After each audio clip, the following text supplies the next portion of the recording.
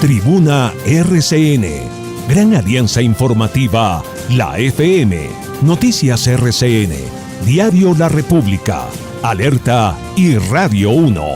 Firmes con la democracia. Estos medios serán la plaza pública para los candidatos a la presidencia. La FM, periodismo para todos.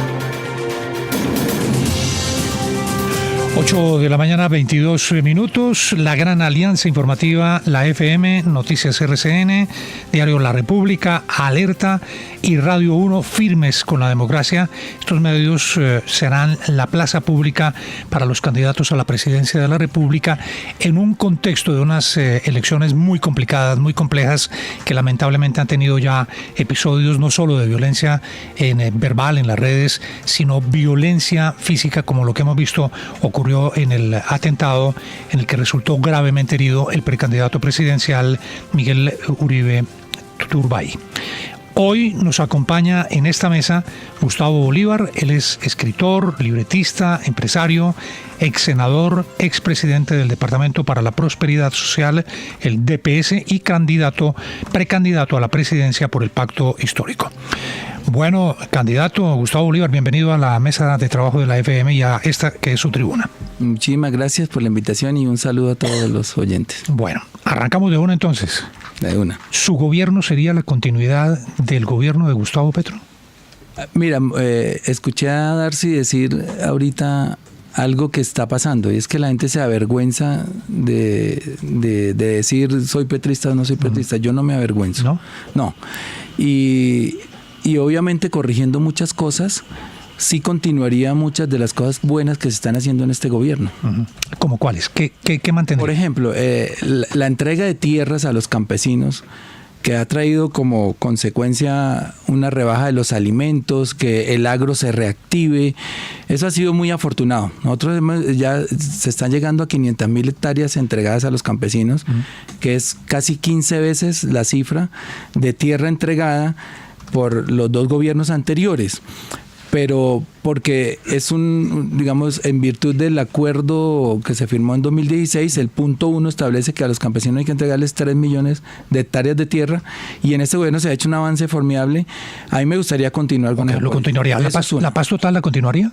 Sí, pero de otra manera. Digamos, lo que pasa es que la paz ha sido ensayo y error, siempre. Sí. Y entonces Uribe ensayó la bala, Santos ensayó el diálogo, y ya nos hemos dado cuenta que ninguna de las dos funciona. Siguen y vuelven y nacen grupos, y vuelven y se reagrupan, y vuelven y se fortalecen. ¿Yo qué haría? Yo les daría 100 días para hacer un diálogo. Yo no me pondría a hacer diálogos de 4 años, 6 años, 8 años. Sí. Miren, si aquí hay voluntad, me pongo yo al frente. No mando emisario, Gustavo Bolívar se sienta con ellos. Busquemos un sitio, nos sentamos. Si en 100 días no coordinamos, entonces ustedes sigan en su guerra y nosotros en la nuestra, pero utilizando todas las armas del Estado para acabar. Algo parecido dijo el presidente sobre el ELN, que en 3 meses lo tendría firmando la paz y no pasó. ¿Qué no haría? Una sola de las cosas. ¿Qué no haría de lo que está haciendo el presidente Petro hoy? Pero sí, porque... Sí, o sea, no tiene que ser no nos da el tiempo. No lo limite, por favor. Sí. No, lo que pasa es que uno desde afuera... Criticar es muy sencillo, pero ya tuve la oportunidad de estar dentro del Estado y uno quisiera hacer muchas cosas, pero a veces no puede. Primero, el primer tema es fiscal, es la plata. Entonces, yo por ejemplo, creo que en vivienda nos podemos estar rajando. Yo hubiera querido que hubiera un plan de vivienda mucho más masivo, etcétera, pero uno se estrella con que la ministra seguramente va a pedir el PAC y el Ministerio de Hacienda le dice hay que hacer un recorte. ¿Por qué? Porque pues hay que tener una responsabilidad fiscal con el país, con la macroeconomía, y si no se hacen esos recortes, pues se dispara el gasto, se sobrevuelan todos los topes del déficit, etcétera, y eso tiene otras consecuencias internacionales.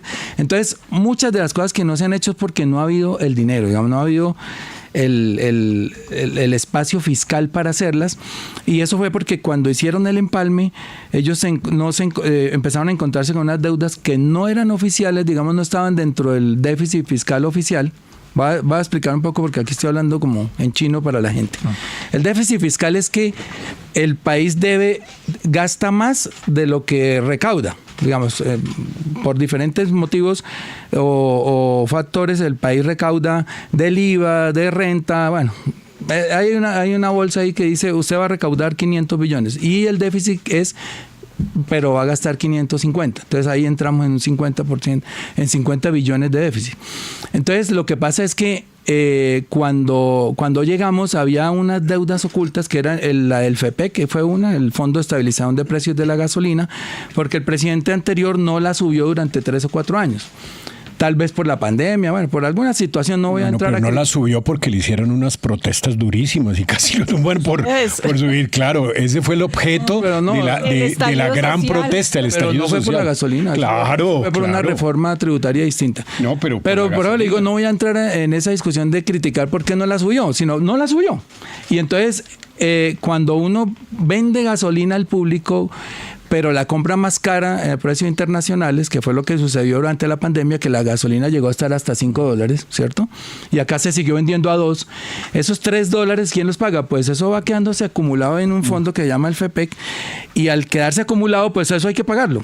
Y eso eran básicamente casi 3 puntos más del PIB. O sea que ese 5.6 que nos dejaron eran 8.6. Era un déficit de 8.6. Entonces, lo primero que hizo el gobierno fue pagar esa deuda. Hoy se controló. Y para no seguir acumulando ese déficit y dejárselo al otro gobierno, pues tuvo que subir la gasolina a los precios internacionales. Y eso fue un golpe impopular muy fuerte. Pero si no hubiera sido responsable el gobierno de subir la gasolina, pues seguramente ese fondo ya hoy no debería de los 40 que debía cuando llegamos, y 90 o 100. Y de hecho se sigue engordando por el diésel. Porque siempre le tienen miedo al paro, que es que si le subimos entonces salen los camioneros, pero estamos subsidiando el diésel. Entonces termino con esto. Sí. Entonces el presidente dice, le estamos subsidiando la gasolina a quienes tienen carro, y esos 40 billones que yo pago ese subsidio deja de ir a eso, a vivienda, a las vías rurales que no se han hecho, a muchas obras. Entonces él dice, no podemos seguirle subsidiando la vida a quienes tienen camioneta, a quienes tienen carro. Bueno, muchos los usan para trabajar, pero es muy difícil discriminar eso, y tenemos que ponerlo en los precios porque no podemos seguir engordando ese déficit. Está claro entonces. Darcy. También se destruyeron muchos programas de vivienda, pero vea, yo le quiero preguntar por el tema político, porque arranquemos en orden. Usted va a ser candidato presidencial, lo ha dicho, pero ¿qué? ¿Hay consulta? ¿No hay consulta? ¿Con quién es esa consulta? ¿Quiénes van a participar? ¿Cuándo la van a hacer? Bueno, yo he dicho que si el mecanismo para seleccionar el candidato o la candidata del pacto histórico es la consulta, yo lanzo la campaña. Por eso no la he lanzado. El lunes, nosotros ya hemos tenido cerca de 4 o 5 encuentros, los presidentes de los partidos que conformarán el pacto histórico. Para que la gente entienda, el pacto histórico era una coalición en el gobierno pasado y en la elección pasada, y para esta elección va a ser un partido único donde se van a reunir el Polo, la UP, creo que el Partido Comunista, Colombia Humana, se van a reunir 5 partidos y van a unificar sus personerías. Eso digamos, esa solicitud ya se hizo ante el CNE, se pasaron unos estatutos. Ahí se contempla que va a haber una consulta popular para elegir las listas a las corporaciones públicas y también a las uninominales, o sea, alcaldes, gobernaciones y presidencia. Pero como se pasaron muy tarde, a mi parecer, no sabemos si de aquí al 26 de julio, que es el día en que los partidos, la fecha límite en que todos los partidos tienen que manifestarle al CNE su intención de hacer consulta, no sabemos si de aquí al 26 de julio, que ya faltan 15 días, tengamos la personería, y es muy improbable, la verdad. Pero la condición suya es simplemente, si hay consulta... Entonces, el lunes nos reunimos por última vez ya todos los candidatos con los presidentes a firmar un documento donde queda escrito y firmado que la consulta va a ser el mecanismo por medio del cual se selecciona el candidato. Cuando se firme eso, ahí yo ya lanza su campaña. Mi campaña. Bueno, el otro tema es que lo veo quejándose de las redes sociales, que lo están atacando mucho, que esos influencers... Yo sí, qué pena, pero le digo, usted está siendo víctima de su propio invento, porque si hay alguien aquí que activó las redes sociales y que las animó, fue usted. De hecho, yo creo que usted se inventó eso, más o menos. Lo de las bodegas, lo de las redes sociales, es un invento del señor Gustavo Bolívar, que ahora se le devolvió. Es otra cosa. Bueno, eso es lo que Darcy piensa. Yo nunca he tenido una bodega, por ejemplo. Si con esa autoridad salgo a hablar. Si algún influencer pudiera decir, es que él me ha pagado, entonces ¿por qué lo estoy denunciando? Yo nunca he pagado a un influencer. Pero no había contratos para influencers en el Sí, pero es que son varias cosas. Vean, primero, hubo varios en el DPS. El que se inventa las bodegas acá es un señor Escobar en el gobierno de Duque, que con plata del gobierno empieza a perfilar a toda esta gente y empieza a hacer, arma unas bodegas. Realmente esas bodegas sí existieron ahí. Y él perfila a todos estos influencers que hoy son muy importantes porque fueron creciendo en seguidores. Digamos, un trabajo que se les reconoce. Es muy difícil hacer seguidores en las redes sociales y se necesita constancia, tiempo, sacrificio, etcétera. Lo que yo estoy diciendo es, oiga, cuando usted esté hablando bien de un candidato, ¿por qué no le pone un numeral PPP abajito para que la gente sepa que a usted le pagaron por decir eso? Y lo segundo es, no denigren el gremio, no denigren su trabajo cobrando por hablar mal de otros candidatos, que es lo que me está pasando ahorita a mí. Que de un momento a otro, personas que hasta eran amigas mías y que yo hablaba con ellos, etcétera. ¿Se le voltearon? No se voltean, sino pues empiezan a decir un poco de cosas. Yo digo, oiga, ¿les están pagando? Quiero que me respondan eso. Porque no es ético y yo creo que a las campañas hay que ¿Quién les está pagando? Sí, es que ahí es donde está el tema. ¿Pero quién? ¿Quién sospecha usted que les está pagando? Pues es muy fácil ir a mirar de quién están hablando bien y de quién están hablando mal. De quién están hablando bien es del que... aplicaría lo mismo para quienes hablan a favor de usted o a favor del gobierno. Yo seguramente los voy a contratar porque son un órgano de difusión importante, pero me comprometo ante el país que le pongo abajo numeral PPP, es decir, que esa persona que está diciendo que yo soy lo mejor de Colombia, el non plus ultra, yo le pagué. Sí, pero necesitamos que se fijen esas reglas. Las bodegas no se inventaron en el gobierno anterior, eso en el mundo existía desde hace muchísimos años, y quien sí ha tenido realmente una responsabilidad de contratar a personas que han funcionado en las redes sociales como dinamizadores del odio en estrategias de comunicaciones en este gobierno, pues ha sido la administración Petro, personas que además no tienen ninguna trayectoria profesional, ningún mérito académico para tener unos contratos altísimos de prestación de servicios, que lo que han hecho en las redes es señalar a periodistas, señalar a contrincantes, activistas políticos y proponer el odio en el debate político. Y a eso va la pregunta. Una de las cosas que las encuestas demuestran es que un sector del país amplio está cansado de la polarización. Y quien ha animado esa polarización, algunos dicen que es buena, que es mala, que es propia de la democracia, pero quien ha animado más esa polarización es el presidente de la República, que tiene además una función constitucional que es la de llevar a la sociedad a la cohesión, a la unidad. El presidente ha declarado enemigos en todas partes, todo el gobierno. ¿Usted seguiría con esa línea de en todos los debates y en todos los temas dividirnos entre buenos y blancos, entre buenos y malos, blanco y negro, o sería un presidente que llame a la unidad? Pues espera, porque Santiago dijo varias cosas. La primera, pregunta editorial, de contratar a los influencers. Yo lo digo como funcionario. Muchas veces uno se siente impotente porque hace muchas obras que no salen en la prensa. Entonces uno dice, bueno, necesitamos diversificar, digamos, la canasta publicitaria. Y ellos son muy buenos para eso. Entonces uno les dice, venga, hermano, se contratan, no es que les pague por debajo. Sí, pero eso es una cosa. Otra cosa es contratar a Levi Rincón para entregarle un programa en un medio público del gobierno, del Estado, no del gobierno, cuya tarea principal es señalar a todos y dinamizar el odio. Eso es muy diferente. Bueno, les estoy contando lo que se ha hecho. Entonces, digamos, hoy voy a inaugurar una carretera que a los medios no les interesa porque es una carretera de un pueblo, etcétera. Pues uno entiende que los medios andan también detrás de noticias más grandes.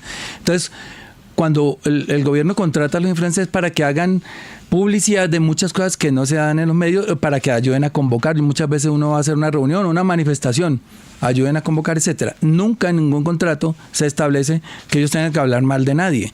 Lo que pasa es que como son contratistas, y ahí es donde viene de pronto el asunto, el contratista no está vinculado laboralmente a la entidad, sino que es un contrato de prestación de servicios y ellos en sus horas libres tal vez hagan eso, porque yo no estoy diciendo que no lo hacen. No, pero yo no he visto que, yo de verdad lo digo, Darcy, conozco todos los miembros del gabinete, que por lo menos los que estuvieron en el periodo que yo estuve, yo nunca conozco un ministro que diga, venga, le voy a pagar para que hable mal de fulano. Ellos ya venían haciendo digamos, de influencer hace mucho tiempo antes de que se pusiera de moda eso de contratarlos, porque eso empezó fue con un alcalde y un gobernador hace unos años, que ellos descubrieron que ahí había una manera de ganarse la vida, pero por eso es que yo les estoy diciendo, hay que ponerle reglas a eso. Cuando ustedes hablen mal o bien de alguien, tienen que reconocer que les están pagando por eso. Si no, ¿para dónde vamos? Eso se convierte en un engaño al elector, porque de hecho usted puede coger a varios de ellos y en diferentes periodos del año están diciendo fulana es la persona que necesita Colombia, y a los 2 meses fulano presidente es el hombre, y después otro. Entonces digo, son mercenarios entonces. Exacto, entonces yo, para que ellos no denigren de su profesión al mejor postor, el que les paga. Y tienen derecho a hacerlo, pero si les pagan, reconozcan que les están pagando para que la gente sepa que es una publicidad política derecho, pagada, como a ustedes les exigen. Claro, pero de hecho, de pronto destruir la honra de alguien sin argumentos. No, eso nunca se ha pedido. Yo, por ejemplo, nunca lo he pedido. Pero Guanome lo dijo en campaña. Sí, correr la línea ética. Sí, mal.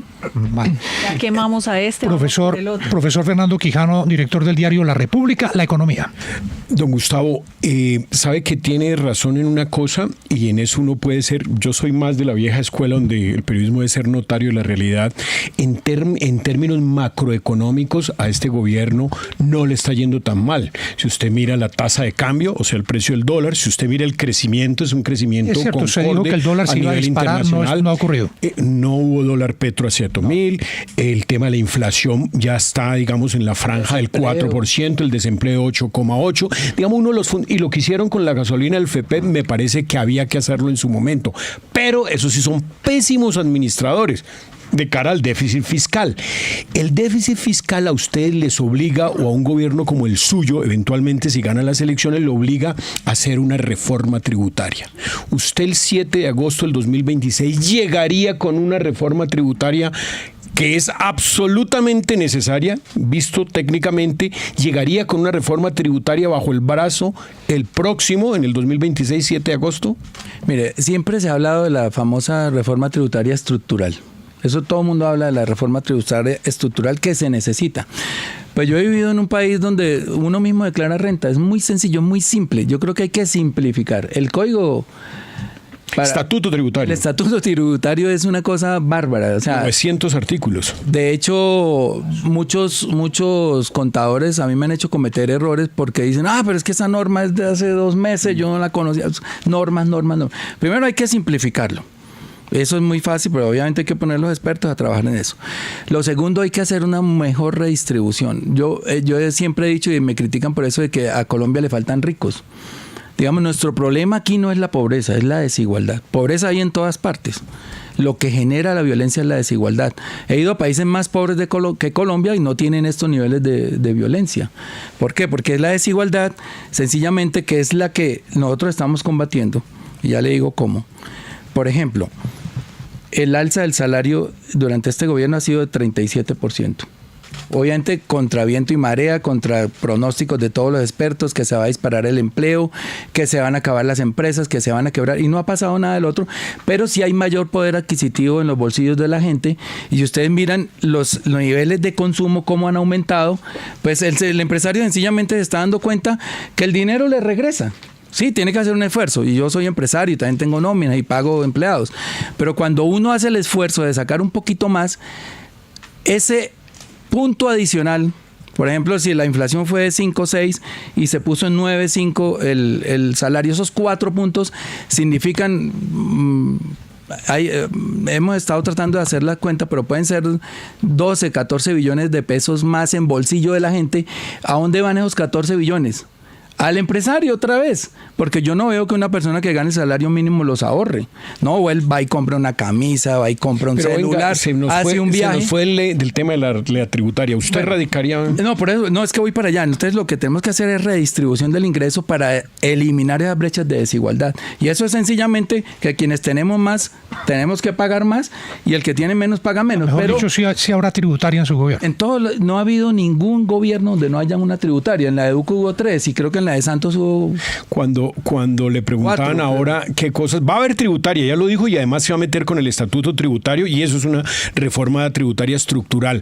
Una de las grandes equivocaciones, a mi juicio, y ahora se le preguntaba cuando William le preguntó, una de las equivocaciones o qué no haría del gobierno, es el tema del petróleo. El tema del petróleo, ¿usted garantiza que en su gobierno se vuelva la exploración, se vuelva la exportación y cojamos esos precios de $66 el barril que tanto lo necesitemos? Hacer fracking, ¿cuál es su política petrolera? Bueno, mire, hoy Colombia llegó el mes pasado a su mayor nivel de explotación, 770.000 barriles, que no se lograban hace muchos años, a pesar de las restricciones que ha impuesto el presidente en la exploración. Es que al comienzo lo tergiversaban diciendo que el 7 de agosto Petro cierra los grifos porque dijo que no iba a haber más explotación. No, lo que pasa es que se han entregado 300 bloques, para que la gente sepa, dividen a Colombia por bloques donde los geotécnicos, más o menos por algunas mediciones, incluso ahora aéreas, se dan cuenta donde podría haber petróleo. Entonces le entregan ese bloque a unas empresas para que lo exploten por 7 años. Lo que hemos dicho es los bloques que se han entregado nos dan para tener ese abastecimiento, ¿cierto?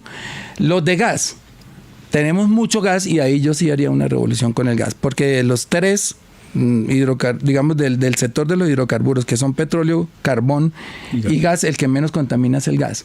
El carbón seguramente va a salir de mercado muy pronto. No salió por la guerra de Ucrania con Rusia, porque ya los países europeos habían firmado un acuerdo para no comprar más carbón, pero tuvieron que prender las termoeléctricas porque dejó de fluir el gas, etcétera. Bueno, nosotros estamos nadando en gas en el norte. Nosotros tenemos una reserva que se llamaba Uchuva, ahora le cambiaron el nombre, no me acuerdo cómo se llama ahora, porque tiene 6 terapiés. Y nosotros hoy producimos 2 terapiés, o sea, con 6 terapiés nosotros triplicaríamos la producción que tiene Colombia hoy. Pero ¿qué pasa? No le han dado licencia ambiental. Yo creo que eso sí habría que agilizarlo. Oiga, porque si estamos importando gas y eso significa que le sube el recibo. En conclusión, don William, sería más petrolero y más gasífero que la presidente actual. Más gas. Y lo de petróleo yo creo, porque mira, acaban de hacer otro descubrimiento. Yo creo que le apostaría que esos bloques terminaran de explorarse. Si ya se terminan de explorar y dicen, mira, no encontramos más. Ahí hay una diferencia clara con lo que está ocurriendo actualmente. Vamos rápidamente porque se nos está agotando el tiempo, candidato. En Medellín, Azuri tiene pregunta, adelante. Sí, muy buenos días, señor Gustavo Bolívar. Pregunta desde Medellín. Le invito a que nos ubiquemos en el 2026, unas semanas antes de elecciones. Usted es el candidato, digamos, oficialista, con 2 escenarios, no sé si utópicos o reales, pero digamos, serios problemas de orden público en el país. Y otro escenario, el gobierno o el presidente Gustavo Petro desconfía de la transparencia de los comicios electorales. ¿Usted apoyaría una decisión en el sentido de aplazar o suspender las elecciones? No, y créanme que el presidente tampoco. Esas elecciones van, él se ha comprometido a entregar el poder el 7 de agosto de 2026, lo ha dicho en diferentes escenarios, pero la gente interpreta cada vez que él habla. ¿Usted confía en este momento plenamente en el sistema electoral colombiano? No, mire, yo escribí un libro hace 25 años que se llama Así se roban las elecciones en Colombia, y hoy el fraude es igual. Hay fraude. Ahora, pero con esas elecciones ganó Gustavo Petro alcaldía, Senado, presidencia. Sí, y al Senado nos habían quitado 4 curules la noche. Pero ganó la presidencia y ganó la alcaldía. Pero tuvimos que buscarlas con testigos, con escrutadores, con abogados. O sea, ¿usted cree que todavía se van a robar las elecciones? Pero no solamente nos roban a nosotros, roban a todo el mundo. Es que es una mafia enquistada. Digamos, también hay registradores municipales que si allá llega el cacique, me faltan 500, me faltan 2.000, me faltan 3.000 votos, los consiguen. Bueno, Darcy. Es que yo estoy confundida, yo no sé con cuál Bolívar quedarme, de este tono conciliador que acepta las críticas, que las responde con tranquilidad, estadista, o con ese Bolívar confrontacional, agresivo, que decía frases como policías cerdos, que hizo una vaca para la primera línea, que ha hecho unas cosas pues muy fuertes. Sí. ¿El Bolívar de la FM o el Bolívar de primera línea? No, yo le pongo en contexto porque yo no puedo dejar pasar eso que me dice Darcy. Lo de los policías cerdos se dio en un contexto del suicidio de una niña en Popayán que había sido abusada por 4 personas del SMAT. Y yo claramente hice un video diciendo, me parece que fueron muy cerdos, porque la niña deja una carta que está escrita ahí en Facebook, la pueden encontrar. Dice, me abusaron, me hicieron, me deshicieron. Pero al final la justicia no falló a favor de eso. Porque pues ¿cómo comprueban? Pero si una persona se suicida y deja una carta transparente diciendo lo que le pasó y se mata, ese día que se suicidó Yo digo eso, digo, esos policías son unos cerdos, pero yo no dije toda la policía, de hecho a mí me cuida la policía y todos los comandantes de policía pueden decir si he tenido malas relaciones con ellos, al contrario, excelentes relaciones con todos los policías de Colombia. Juli y Javi. Sí, doctor Bolívar, le quiero preguntar, teniendo en cuenta de que las últimas fórmulas vicepresidenciales han sido mujeres, Marta Lucía Ramírez, Francia Márquez, ¿usted consideraría tener una fórmula vicepresidencial mujer? Sí, yo creo que hoy es muy difícil ya una fórmula de 2 hombres porque eso es como desconocer medio país. Sobre todo que incluso las mujeres son mayoría. Ahora, ¿quién? Pues eso ya lo dirá, digamos, la dinámica política. Oiga lo que le preguntaba. Es que lo difícil de la política... Corcho, María José Pizarro, yo creo que tendría que ser pues alguien de entre adentro. ellas dos, obviamente con Carolina Corcho. ¿Sí? Sí. ¿Por qué obviamente? Porque es una mujer preparada. Y María José no. María José no ha ido nunca a la administración pública. Y yo creo que para uno llegar a manejar un Estado, por lo menos tiene que haber... Tal Margarita Rosa de Francisco. Bueno, se nos está agotando el tiempo y debemos guardar el equilibrio incluso en el tiempo porque más o menos este mismo tiempo se han tomado los otros candidatos. Para cerrar, candidato, Patricia Pardo le tiene una seguidilla de preguntas, 5 preguntas que le agradecemos las conteste con una sola palabra, si es posible. Patricia. Sí, son preguntas rápidas para respuestas cortas. ¿Los subsidios son? Son la perpetuación de la pobreza. Si la Colombia de hoy fuera una novela, ¿qué título tendría? La violencia eterna. Confiéseme una desilusión política. Uy, son tantas. Una. Pues la más reciente, de pronto. Uy, joder, me compromete, pero... sí, no, pero tiene que responder. Tranquilamente. Que... ¿Le ayudo, Petro? No. Que eso de candidatos con imputaciones graves por corrupción... Daniel Quintero. Que de repente... No va a haber nombres, pero ya la gente sabe cuáles son. Candidatos con imputaciones serias por corrupción que estén teniendo tanta acogida con la gente. Sí, que la gente en traducción, Daniel Quintero. Sí. ¿Hoy le seguiría diciendo al presidente, ¿yo a usted lo amo? Sí, porque el contexto donde dije esa frase es que yo amo este proyecto, por eso hago los sacrificios que he hecho y el jefe de ese proyecto es él y por eso Rápidamente, ¿para qué sirve la visa de los Estados Unidos? Para 2 cosas, para ir a pasear, que es parte, digamos, de la actividad humana, conocer países, divertirse, y para mucha gente para ir a trabajar, Y la última, si en el tarjetón solo están 2 nombres, Daniel Quintero y María José Pizarro, ¿por quién vota? Por María José Pizarro. Es el candidato Gustavo Bolívar, escritor, libretista, empresario, ex senador, expresidente del DPS, expresidente del DPS, precandidato a la presidencia por el Pacto Histórico. Candidato, muchas gracias por habernos acompañado aquí en la mesa de la FM. Muchas gracias. 8:49. Dígale, Juli, yo usted lo amo.